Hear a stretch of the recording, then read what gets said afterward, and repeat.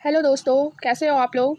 आज हम लोग फिजिक्स का एक नया टॉपिक स्टार्ट करेंगे। So welcome to IQ fusion. Here you will find a variety of informative and engaging video that aims to make learning fun and accessible for everyone. So sit back, relax and join us on our journey of discovery and learning. Let's get started.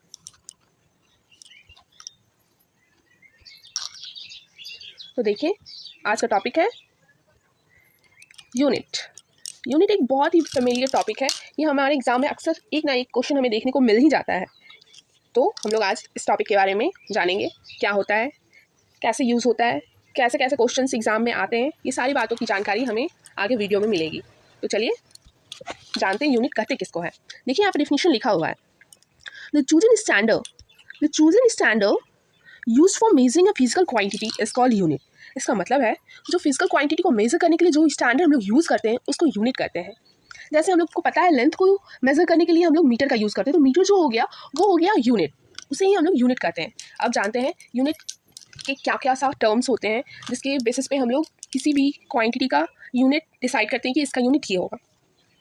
Unit should be well defined, easy to compare, internationally accepted, independent of change in physical condition। ये सारी conditions है कि unit जो है well defined होना चाहिए, compare करने में इजी होना चाहिए, इंटरनेशनली एक्सेप्टेड होना चाहिए। मतलब जैसे हम लोग इंडिया में यूज़ करते हैं लेंथ के लिए मीटर, तो जापान में जाएंगे तो वहाँ पे भी हम लोग लेंथ के लिए मीटर ही यूज़ करेंगे, ना ही किसी और चीज़ में यूज़ करेंगे। तो इसलिए यहाँ पे लिखा हुआ है इंटरनेशनली एक्सेप्टेड होना चाहिए, independent of change in physical condition. इसका मतलब ये है कि कोई भी फिजिकल कंडीशन अगर हम चेंज करते हैं तो इसका जो वैल्यू हम लोग लिए हैं यूनिट का वो चेंज नहीं होगा। कोई भी फिजिकल कंडीशन अप्लाई क्यों ना कर दे, यूनिट जो लेंथ का यूनिट है वो मीटर ही होगा, ये चेंज नहीं होगा। इसलिए यहाँ पे लिखा हुआ है कि independent of change in physical condition, मतलब ये इंडिपेंडेंट रहता है, कोई भी फिजिकल चेंज होगा तो भी इसके ऊपर कोई प्रभाव नहीं पड़ेगा। इसका मतलब यही है।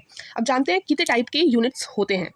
There are 2 types of unit, यहाँ पे लिखा हुआ है। देखिए, एक फंडामेंटल यूनिट और एक डिराइव्ड यूनिट। अब हम लोग जानेंगे फंडामेंटल यूनिट कहते किसको है और डिराइव्ड यूनिट कहते किसको है। देखिए, fundamental units is a measurement tools used for base quantity. तो आप लोगों को पता है बेस क्वांटिटीज क्या क्या होता है, जैसे लेंथ हो गया, मास हो गया, टाइम हो गया, ये सारा चीज़ बेस क्वांटिटी कहलाता है, जो एकदम बेस यूनिट होता है किसी भी चीज़ के लिए। अब हम लोग जानेंगे यूनिट, फंडामेंटल यूनिट कहते किसको है, इसका डिफिनीशन अच्छे से समझेंगे। यहाँ पर देखिए लिखा हुआ है fundamental unit is a measurement tools use for base quantity. जो मेजरमेंट टूल्स यूज होता है बेस क्वांटिटी को मेजर करने के लिए उसको हम लोग फंडामेंटल यूनिट्स कहते हैं। तो यहाँ पे देखिए 7 फंडामेंटल यूनिट्स हैं हमारे पास, सबका नाम और ऐसा यूनिट यहाँ पे हमें दिया हुआ है, मेंशन किया हुआ है।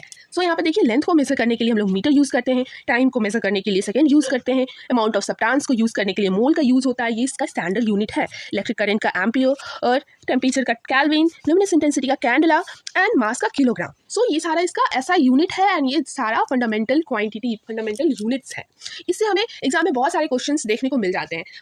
आपको पूछ देगा फंडामेंटल यूनिट्स कितने टाइप के होते हैं, क्या क्या होते हैं, आपको या फिर आपको दे देगा चार ऑप्शंस दे देंगे आपको, ये चीज़ है, time, length and force, kilogram, force, एक टाइम दे देगा, एक लेंथ दे देगा, मान लीजिए एक मास दे देगा और एक फोर्स दे देगा।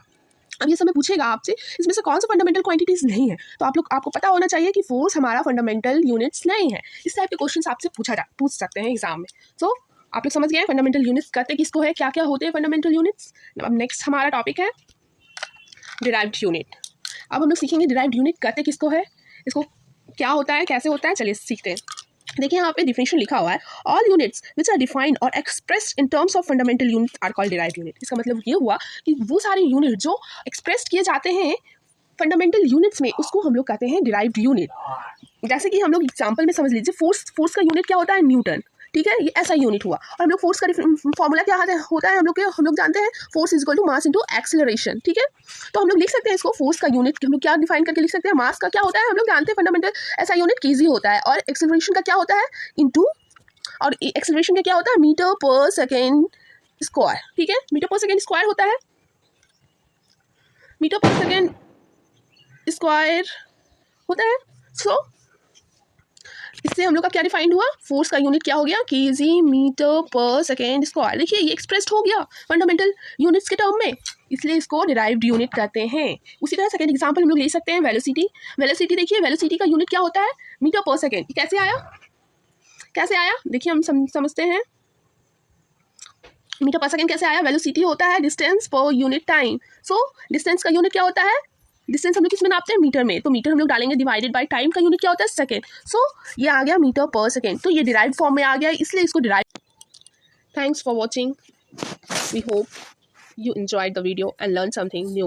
Don't forget to subscribe to our channel for more educational contents and hit the notification bell to never miss the updates.